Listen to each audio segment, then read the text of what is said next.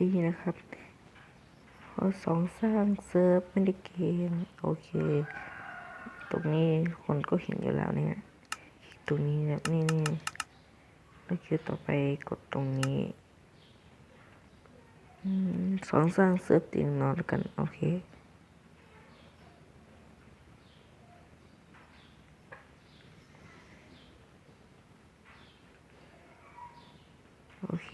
ทั้งบนใส่อะไรก็ได้ตามใจชอบเป็นตัวภาษาอังกฤษแล้วกัน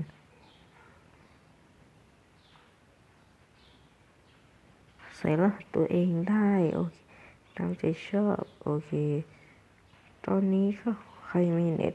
หรือไม่สิผมพูดผิดนะครับใครมี Wi-Fi สามารถกดตรงนี้ได้นะครับนี่